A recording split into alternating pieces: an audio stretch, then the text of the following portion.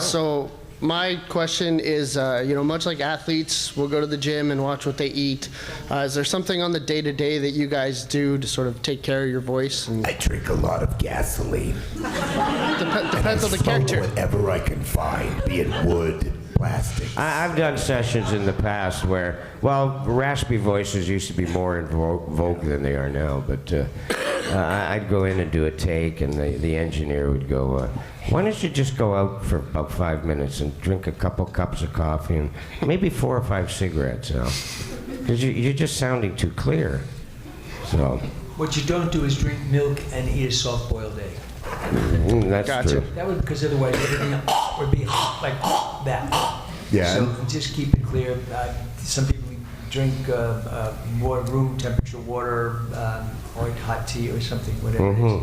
But for me, I have a light voice, and when they tell me to go deep, I know I'm in real trouble because it's just not there. So. And I've got the job. That's what kills me. So I always tell people, don't do an audition where you're doing this, because you may get the job. And you may get a show that has. I mean, look what happened to me in Beast Wars. Like, Tarantulas has a completely undoable voice, but, when you go into an audition, they go, can you just go a little higher? Oh. And then you get right up here, and then they go, oh, do that every session for the next 3 years. Thank you, you got the job. It's like, yeah, but how am I going to do that? So that one I had to kind of deconstruct and reconstruct. But it was still all about behavior. Really, that was all rooted in behavior. Even though, I guess spiders have feelings. I don't know. Not when they're squished. Well, when you...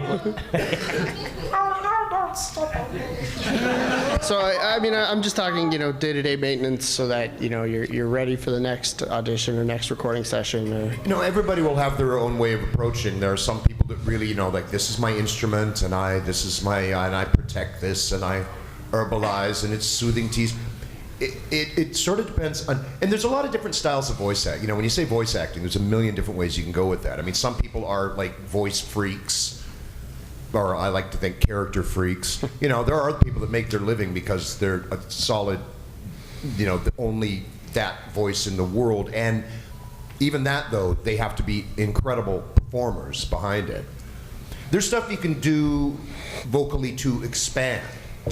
This is the part that I never like to do when I'm teaching. It's like, okay, it's consummate because it's act, but there are tricks, because if you're, part of our job is manipulating the instrument to be able to do things that human voices should not be able to do. Part of that, I say, it's like, I refer to as the toolbox. And these are like the tricks that you use to build a character, or after you build the character you use. So if you can do 2 voices, you can do a high voice and a low voice. Great, you got 2 voices. You see something and you go, what, I'll just figure out how to do a Manchester accent, man, this is fantastic.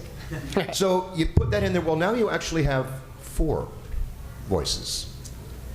It's like, well, I figured out this lateral lisp. So you should have, well, now you don't have 4, you actually have 8, and it begins to grow exponentially. And voices live in all sorts of different places. As you start to, I remember when Pesci was like, where's this? It's not a high voice.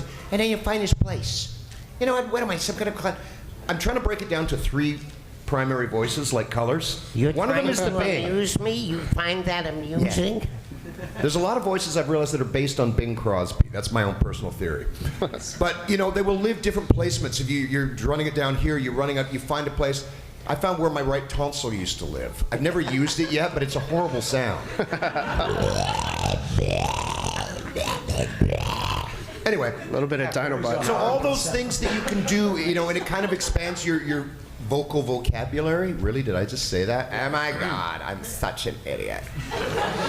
Those are tricks and tools. And it's like any other sort of muscle, per se. The more you exercise it and play with it, this is not an unplugged panel 18 plus, Scott. The more you utilize those things and expand and find their capabilities, the more assets and the more tools and abilities you have to then add to your repertoire, which then comes back to character. But it's tricks, and the more, like every time you throw one more thing into the mix, you know, it's 1632, and I know mathematically it actually goes faster than that. But you end up with, and constantly, I remember Sue Blue saying something years ago. She said, one day she had a creaking door in her house, and it closed one day. She just went, and she went, what a cool sound. What a cool sound. And then she started playing with that sound and built a whole character around that. So constantly doing that, playing with it all the time. I do it in my car. And I drive a convertible, so I'm like, don't look at the strange man in the car, honey, he's doing it again. But you have to constantly be expanding that vocabulary, for want of a better word. You know, it's like practicing scales. It's just like, oh, well, I learned that I can do this chop. You know, then suddenly you throw that into the solo and it sounds pretty cool.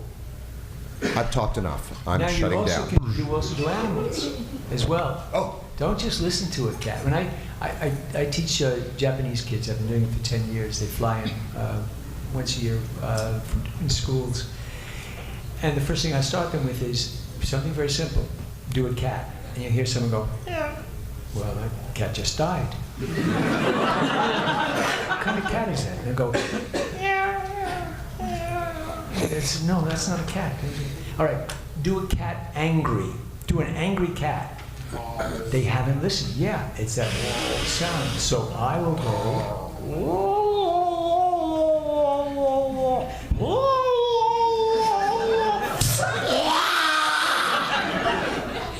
That's total. Well, I developed that because I have cats and I know what they sound like when they're pissed off. Do a cat retching, please.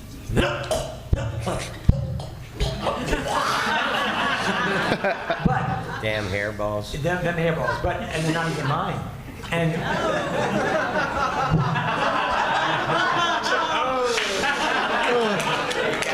18 plus. I'm from Hollywood. Come on. What you can do now is you can Google it. I tell the kids. I said Google angry cats, angry dogs, happy dogs barking because the barkings are different.